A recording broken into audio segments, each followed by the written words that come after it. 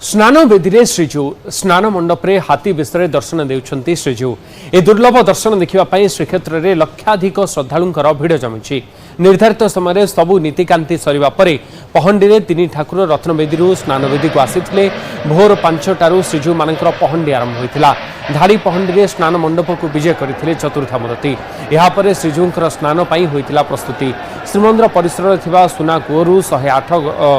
कलश जल अणाई अभिमंत्रित और सुबासित करा परे एथिरे श्रीजूंकर दिव्य स्नान करा। महास्नान पर गजपति महाराजा दिव्य सिंह देव आसी छेरा पहरा करथिले। यहाँ पर होइतिला महाप्रभु जगन्नाथ बड़ भाई बलभद्र एवं भौणी सुभद्रांकर दुर्लभ गजानन वेश। ए गज बेशरे एवं दर्शन देउछंती श्रीजू। संध्या 7:30 राति 10:30 पर्यंत साहण मेला दर्शन व्यवस्था करा नीति निर्घंट करा जायछि। बाहुड़ा पहंडी राति 11:30 आरंभ करा जिवो।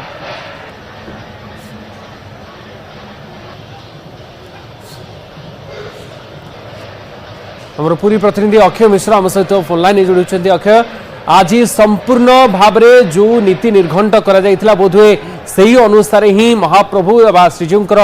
स्नान यात्रा अनुष्ठित होईछि एवं वर्तमान ये दुर्लभ बेश देखि पारुछंती श्रद्धालु माने पुरी रे श्रीक्षेत्र रे केमती एबे परिवेश रहिछि एवं ये बेश आउरी केते समय पर्यंत देखिबार सुजोग पाइबे भक्त माने? देखो जदि कहबा आज नीतिकांति बेस शृंखलित होईछि एवं यार प्रतिफलन होछि भक्तंक भिड़ एवं शृंखलित दर्शन। कारण आपण देखुथिबे दिन 3टा बेले महाप्रभुंकर हाथी बेश बा गजानन बेश संपन्न होइतिला एवं महाप्रभु गजानन बेशरे भक्तंक दर्शन दौरान स्नान बेदी एवं आपण देखि पाथिबे कि धला हाथी कला हाथी सदृश उभय महाप्रभु भक्तों दर्शन दौरान स्नान बेदी उपरे एवं जहाँ दर्शन व्यवस्था रही कि भक्त माने मार्केट छकरू एक बखिया बैरिकेड रे सेमाने सीधासलख बड़दाण्ड आसुचंती एवं सिंहद्वार प्रवेश करछंती एवं सिंहद्वार प्रवेश करिया परे से भीतर बेड़ा देई सीधासलख आनंद बजार दी स्नान बेदी सम्मुख भागरे दर्शन करछंती एवं सेपटे डाहाण पटे देई प्रत्यावर्तन करछंती तीन द्वार रे एवं भक्तों भिड़ को दृष्टि रखी प्रशासन पक्ष समस्त व्यवस्था कराई एवं संपूर्ण भाव में उन्मुक्त रही महाप्रभु सम्मुख भाग जहाँ श्रीमंदिर परिचालना कमिटी सत्यान जगह जहाँ पालित होता व्यवस्थावली से व्यवस्थावली को अनुपालन कले जना पड़ो कि किभली भाव में सेवायत मैंने पालन कर संपूर्ण भाव सेवायत मैंने भक्तों दर्शन पर श्रीमुख सम्मुख भाग को अवरोध मुक्त रखिंट यही गोटे समय एभली दर्शन थाए कि आप देखुए कि महाप्रभुंर आप जेकोसी कणे बड़दाण्ड ठिया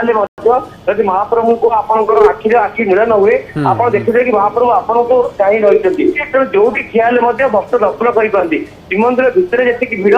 बड़ दाण्ड से भिड़ सिंहद्वार आरंभ कर दिनर पर्यंत प्राय 3 ठाकिया दर्शन व्यवस्था रही गोटे रही बैरिकेड व्यवस्था आउ गोटे रही संपूर्ण उन्मुक्त अंश जो भक्त मैंने ठिया महाप्रभु दर्शन करते आउ गोटे जगह सेड अच्छी जो भक्त मैंने बसिकी महाप्रभु दर्शन करते तेणु संपूर्ण भाव बड़ दाण्डर प्रति कोण अनुकोणु महाप्रभु को दर्शन सानिध्य कर भक्त एवं जो गजानन बेश होती देखुए जेहेतु आज गोटे मात्र भोग थाए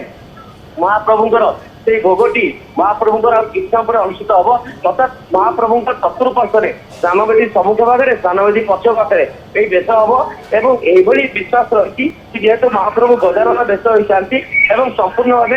चुंड बुलेकरी महाप्रभु प्रसाद ग्रहण करते एक आशा विश्वास रही आशा विश्वास रही से अनुसार आप देखुए कि प्रसाद गोटे भोग हम एवं आउ एक विधि रही जो सुआर महास्वार जो सेवायत था परिवार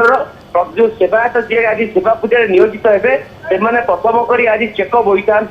भोग स्नान वेदी को बोई था जो कि आज महाप्रभु भोग लगे आज देखुए आप चेक बुआ चलिए आप देखिपे से भिजुआल कि चेक बोईक नहीं आज भोग सोचती सर महास्वर सेवायत मैंने तेणु आज प्रथम दिन आज सेवा आरंभ प्रथम दिन तो निश्चित भाव से अनुसार देखुए कि आज भोग हो सारा पर विधि पालन करेंगे भोग को किसी भक्त मैंने पाइबा अपेक्षा करते जेहतु अल्प भोग थाए भक्त मानकर किसी बराद थाए से सेवायत परिवार नहीं था आज जेहेतु पाग अनुकूल रही भक्तों संख्या बढ़ तो विलंबित राशि अर्थात 11:30 12टा पर्यंत देश को रक्षा योजना कर प्रशासन और 11:30 12टा पर ବେଶକୁ ମଇଲମ କରାଯିବ ଅର୍ଥାତ୍ ଓଲାଗି କରାଯିବ ଅତି ଶୃଙ୍ଖଳିତ ଭାବରେ ଏବଂ ତାପରେ ବାହୁଡା ପହଣ୍ଡି ପାଇଁ ପ୍ରସ୍ତୁତି ହବ। ମହାପ୍ରଭୁ ପୁଣି ଥରେ ଏବେ ଅଣସର ପିଣ୍ଡିକୁ ବିଜୟ କରିବେ। ଯୋଉ ଅଣସର ତାଟିରେ ଆସନ୍ତା କାଲିଠାରୁ ମହାପ୍ରଭୁଙ୍କର ଗୁପ୍ତ ଉପଚାର ଚାଲିବ। ସେପଟେ ଅଣସର ତାଟିରେ ଦଶମୂର୍ତ୍ତି ପୂଜା ସହିତ ପତିଦିଅଙ୍କର ପୂଜାର୍ଚ୍ଚନା କରାଯିବ ଏବଂ ସେଇ ପତିଦିଅରେ ମହାପ୍ରଭୁ ଜଗନ୍ନାଥଙ୍କ ଜାଗାରେ ଅନନ୍ତ ନାରାୟଣ ଏବଂ ବଳଭଦ୍ରଙ୍କ ଜାଗାରେ ଅନନ୍ତ ବାସୁଦେବ, ସୁଭଦ୍ରାଙ୍କ ଜାଗାରେ ମା ଭୁବନେଶ୍ୱରୀ ପୂଜା ପାଇବେ ଏବଂ ଏପଟେ ପତିତ ପାବନ ସିଂହଦ୍ୱାର ପାଖରେ ମଧ୍ୟ ପତିତ ପାବନ ଅନନ୍ତ ନାରାୟଣ ପୂଜା ପାଇବେ। ତ ନିଶ୍ଚିତ ଭାବେ ଆସନ୍ତା କାଲିଠାରୁ ଆଉ ଘଣ୍ଟାର ବାଦ୍ୟ ଶୁଣିବାକୁ ମିଳିବ ନାହିଁ ଶ୍ରୀମନ୍ଦିରରେ। ସେଇଥିପାଇଁ ବୋଧହୁଏ ଅକ୍ଷୟ ନିଜର ଠାକୁରଙ୍କୁ ଆଉ କିଛି ଦିନ ଦେଖିବାର ଯେହେତୁ ସୁଯୋଗ ମିଳିବ ନାହିଁ, ଯେହେତୁ ଶ୍ରୀଜୀଉ ଅଣସର ଘରକୁ ଚାଲିଯିବେ, ତେଣୁ ଏ ସୁଯୋଗକୁ କେହି ହାତଛଡ଼ା କରୁନାହାନ୍ତି, ଏ ସମୟକୁ କେହି ହାତଛଡ଼ା କରିବାକୁ ଚାହୁଁନାହାନ୍ତି, ଯୋଉଥିପାଇଁ ବଡ଼ଦାଣ୍ଡରେ ଇଏ ପ୍ରବଳ ଜନସମୁଦ୍ର ଦେଖିବାକୁ ମିଳୁଛି ଆଜି।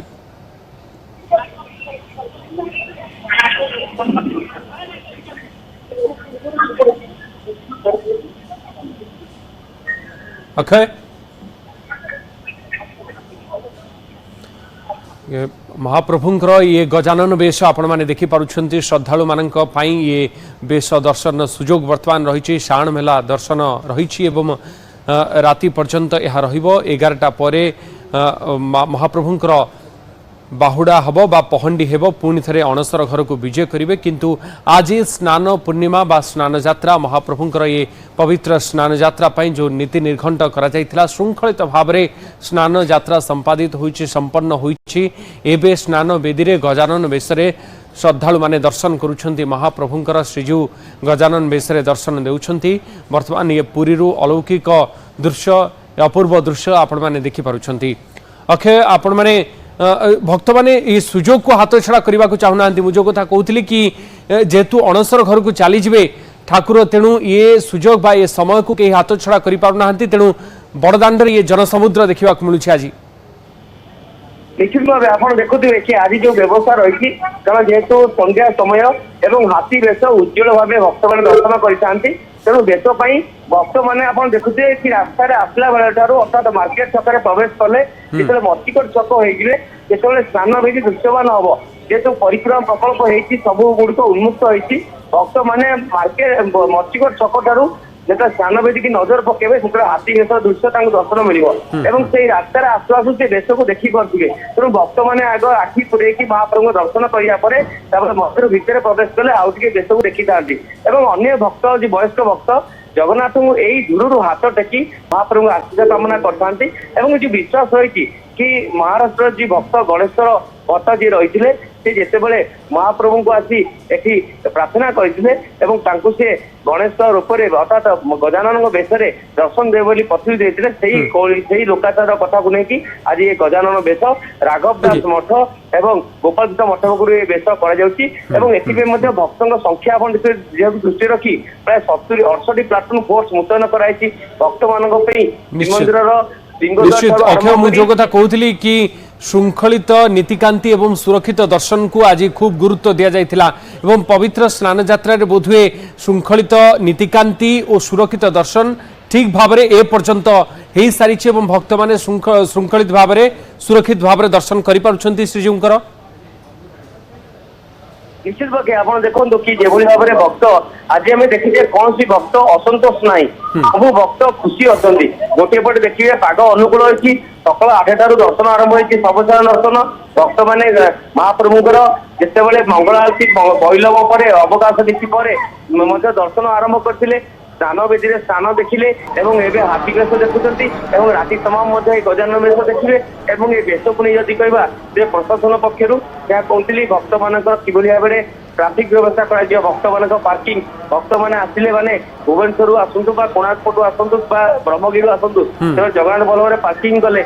मार्केट छकरू श्रीमंदिर पर्यंत कर नो वेहिकल जोन केवल भक्त मैंने चली चली आसवे और भक्त मैंने चली चली बैरिकेड देके आसवे और पार्किंग बड़ दाण्डर मार्केट छकरू श्रीगुंडा मंदिर उभय पार्श्व पार्किंग करेंगे व्यवस्था होती प्रशासन पक्षर समस्त पानीय जल जोगाण पार्किंग जगह सूचना फलक लगेगा और भक्त मान प्रति समय नीतिर अवगत कराइबा आप शुणुवे कि प्रति समय नीतिर अवगत कराउछि एही समय एही नीति तेणु भक्त मैंने आज दिन तमाम दर्शन कर चलती कोटी बाधा ना जेहेतु स्नान ସ୍ନାନ ବେଦୀ ଉପରେ ନୀତି ହେଉଛି ଆଜି ଦିନ ତମାମ ଅର୍ଥାତ୍ ବର୍ଷକରେ ଏ ଗୋଟିଏ ଦିନ ମହାପ୍ରଭୁଙ୍କର ମଙ୍ଗଳ ଆଳତୀ ଠାରୁ ଆରମ୍ଭ କରି ବଡ ସିଂହାର ଶେଷ ପର୍ଯ୍ୟନ୍ତ ସମସ୍ତ ନୀତି ଏହି ବେଦୀ ସ୍ନାନ ବେଦୀ ଉପରେ ହୋଇଥାଏ। ତେଣୁ ଭକ୍ତମାନେ ଏହି ଦୃଶ୍ୟକୁ ଦେଖିଥାନ୍ତି ନିଜ ଧର୍ମଚକ୍ଷୁରେ, କାରଣ ଏଇଠାରେ ଯାହା ନୀତି ଶ୍ରୀମନ୍ଦିର ଭିତରେ ରତ୍ନ ସିଂହାସନ ହୋଇଥାଏ ସେଇ ଜୈନ ନୀତି ମଧ୍ୟ ଏଠି ହୋଇଥାଏ। କିନ୍ତୁ ଏଇଠି ଭୋଗ ହୋଇଥାଏ, ସେ ଭୋଗ ଅତି ମନୋରମ ଦୃଶ୍ୟ ଥାଏ। କାରଣ ମହାପ୍ରଭୁ ଗଜାନନ ବେଶରେ ହୋଇଥିବା ବେଳେ କେବଳ ତାଙ୍କ ମୁଖଟି ଦେଖାଯାଉଥିବ ଏବଂ ଆଉ ଶରୀର ସମସ୍ତ ବେଶରେ ଥାଏ। ତେଣୁ ଯୋଉ ଭୋଗ ଚତୁଃପାର୍ଶ୍ୱରେ ଥାଏ, ଭକ୍ତ ମନେ କରନ୍ତି କି ମହାପ୍ରଭୁ ଗଜାନନ ରୂପରେ ସୁନ୍ଦର ବୁଲେଇକି ଭୋଗକୁ ଆଘ୍ରାଣ ଗ୍ରହଣ କରିଥାନ୍ତି। ତ ସେଇଥିପାଇଁ ମଧ୍ୟ ଭକ୍ତମାନେ ଅନେକ ସମୟରେ ମଧ୍ୟ ଦେଖୁଥିବେ କି ଅକ୍ଷୟ ଏ ବେଶ ଦର୍ଶନ ସୁଯୋଗ ଆଜି କେତେ ସମୟ ପର୍ଯ୍ୟନ୍ତ ଶ୍ରଦ୍ଧାଳୁ ମାନେ ପାଇପାରିବେ ବା ଭକ୍ତମାନେ এই বেশ দর্শন করিপারিবে? দেখুন প্রশাসন নীতিগত অনুসারে যদি কহবা রাতে 11টা 11:30 পর্যন্ত ভক্তମାନଙ୍କ বেশ দর্শন সুবিধা পাইবে। কিন্তু যদি ভিড় আহুরি বড়ে, ভক্তଙ୍କ সংখ্যা বড়ে, তেবে বেশ অবধি ମଧ୍ୟ ଟିକେ ବଢା ଯାଇପାରେ ବୋଲି ପ୍ରଶାସନ ପକ୍ଷରୁ ଆଲୋଚନା କରାଯାଉଛି। ଯଦି କାରଣ କୌଣସି ଭକ୍ତଙ୍କୁ ନିରାଶ ହେବାକୁ ପଡିବ ନାହିଁ, ସମସ୍ତେ ଦର୍ଶନ କରିବେ। କାରଣ ଆଜି ହେଉଛି ଶେଷ ଦର୍ଶନ, ଆସନ୍ତା କାଲି ମହାପ୍ରଭୁ ପୁଣି ଥରେ ଯୋଉ ଅଣସର ଘରେ ଗୁପ୍ତ ଉପଚାର ହେବେ। ତାପରେ ନବଯୌବନ ଦର୍ଶନ ମିଳିବ କି ନାହିଁ ଠିକ ନାହିଁ, ରଥ ଉପରେ ଦର୍ଶନ କରିବେ। ସେଥିପାଇଁ ଭକ୍ତମାନଙ୍କ ମଧ୍ୟ ସେ ଆବେଗ ରହିଛି ଏବଂ ଯେତେ ରାତି ହଉ ପଛେ ଭକ୍ତମାନଙ୍କ ସଂଖ୍ୟା ବଢିବ। ସବୁ ভক্ত সবু শ্রদ্ধালু যেমতি নিজের ঠাকুরঙ্কর দর্শন করিপারিবে সেথিপাই শৃঙ্খলিত ব্যবস্থা আজ করা যাইতিলা এবং শৃঙ্খলিত নীতিকান্তি পরে বর্তমান গজানন বেশরে শ্রদ্ধালু মানে দর্শন করিপারুছন্তি। রাতি 11টা পর্যন্ত দর্শন করিবে। 11:30টারে বাহুড়া পহন্ডি রয়েছে প্রশাসন তরফରୁ যাহা নীতি নির্ঘণ্ট করা যাইছি বা সময় নির্ঘণ্ট করা যাইছি। বহুত ধন্যবাদ অক্ষয় আপনার সূচনা পাই। অক্ষয় মিশ্র আমার প্রতিনিধি শ্রীক্ষেত্র পুরীরু অধিক সূচনা আমাকে দেউଥିଲେ।